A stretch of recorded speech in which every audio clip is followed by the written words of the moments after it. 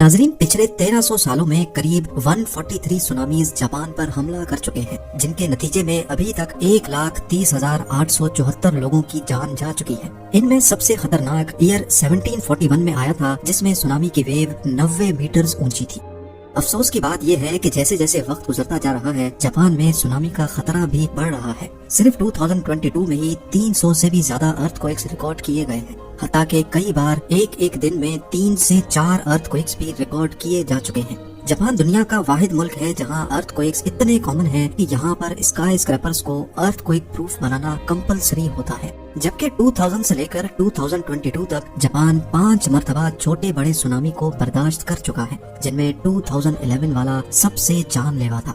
11 मार्च 2011 को ओशिका पेनिनसुला से 72 kilometre east में समंदर के अंदर 9.1 मैग्नीट्यूड का अर्थक्वेक पूरे 6 मिनटों तक चलता रहा, जिसकी वजह से एक मैसिव जायंट सुनामी ने जन्म लिया। ये दुनिया का चौथा बड़ा अर्थक्वेक, जबकि जापान की रिकॉर्डेड हिस्ट्री का सबसे बड़ा था। इसके नतीजे में जो सुनामी पैदा हुआ, उसने समंदर में 55 मीटर या फिर 180 फीट ऊंची लहर पैदा की। पानी की लहरें 700 किलोमीटर फी घंटा की स्पीड से सेंडाई सिटी में दाखिल हुई और कोस्ट से 10 किलोमीटर अंदर तक पहुंची। सुनामी का सबसे बड़ा मसला ये होता है कि मॉडर्न टेक्नोलॉजी से भी इसको प्रिडिक्ट नहीं किया जा सकता। लिहाजा सेंडाई के रेजिडेंट्स, जिनको सिर्फ 8 मिनट पहले सुनामी की वार्निंग दी गई थी, उनमें से हजारों लोगों को भागने का मौका भी न मिल सका। इस वाक़े की वजह से 2,28,000 लोग बेघर हो गए और 15,000 लोग अपनी जान से हाथ धो बैठे। एक तरफ कयामत का आलम था, तो दूसरी तरफ यहाँ फुकुशिमा डाइची न्यूक्लियर प्लांट भी फेल हो गया, जिसकी वजह से खतरनाक न्यूक्लियर डिजास्टर ने जन्म लिया। जापान को इस सुनामी ने टोटल 235 अरब डॉलर्स की चोट पहुंचाई, जिसको दुनिया का सबसे महंगा डिजास्टर भी माना जाता है। अब यहाँ सवाल ये पैदा होता है कि जापान हमेशा से ही सुनामी की लपेट में क्यों रहता है। इसकी सबसे बड़ी वजह जापान की जियोग्राफिकल लोकेशन है। पैसिफिक ओशन का ये पूरा हिस्सा जो आप देख रहे हैं, ये दुनिया में 90% अर्थक्वेक्स, वोल्केनिक इरप्शंस और सुनामी का बायस बनता है। ये जो रिंग बन रही है, इसको द रिंग ऑफ फायर कहा जाता है। इसके नीचे दुनिया के सबसे ज्यादा एक्टिव वोल्केनोज मौजूद हैं, जिनको कई टेक्टोनिक प्लेट्स ने घेर रखा है। और बदकिस्मती है जापान की कि वो बिल्कुल इस रिंग के बेल्ट पे आता है।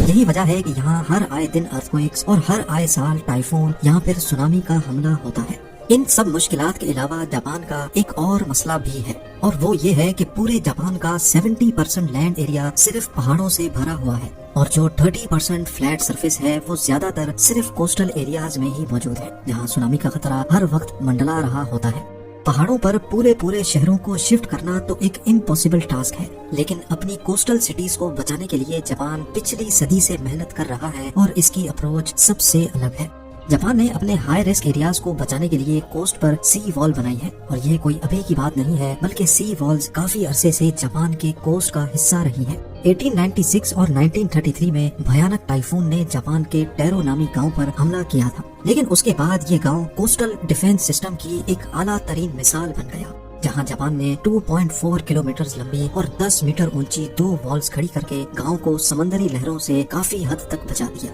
इसके बाद जापान की दूसरी कोस्टल सिटीज में भी ऐसे ही स्ट्रक्चर बनाए गए, लेकिन 2011 वाला सुनामी इन दीवारों से भी कहीं ज्यादा बड़ा था। सी वॉल जो सिर्फ 8 मीटर ऊंची वेव्स को रोकने के लिए बनाई गई थी, सुनामी की ये लहरें 12 से 15 मीटर ऊंची थी। इन 10 मीटर की दीवारों ने बेशक सुनामी की लहरों को काफी हद तक रोका, लेकिन कई मकामात पर लहरों ने पूरे के पूरे स्ट्रक्चर ही उखाड़ दिए। 2011 अर्थक्वेक के बाद जापान ने सी वॉल्स को और ज्यादा ऊंचा और लंबा करने का फैसला किया। इस काम के लिए 1200 करोड़ डॉलर्स अलग किए गए, और फैसला किया गया कि ईस्टर्न कोस्ट पे 400 किलोमीटर लंबी 15 मीटर ऊंची दीवार बनाई जाएगी।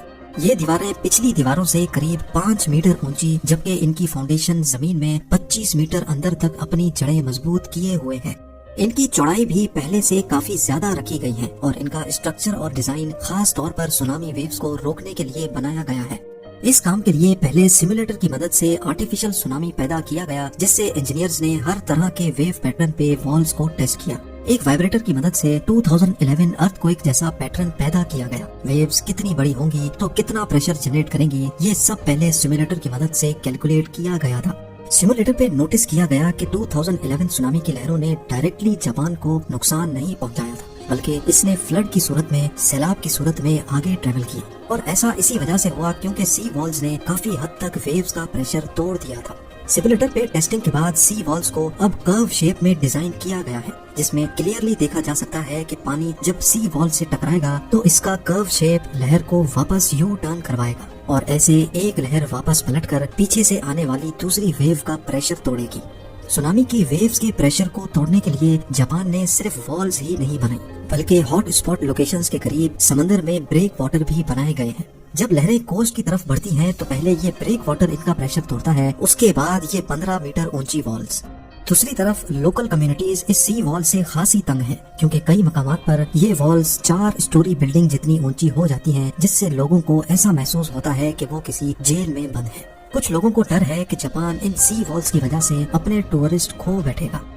जापान ने सुनामीज को 2 अलग अलग लेवल्स में डिवाइड किया है। लेवल 1 सुनामी जो हर 50 से 60 सालों में आता है, इनकी लहरें 15 मीटर तक ऊंची होती हैं और इन्हीं के लिए ये दीवारें बनाई गई हैं। लेकिन लेवल 2 सुनामी जो कई 100 साल या 1000 साल में एक मर्तबा आता है, ये सी वॉल्स अकेली उसको भी नहीं रोक पाएंगी।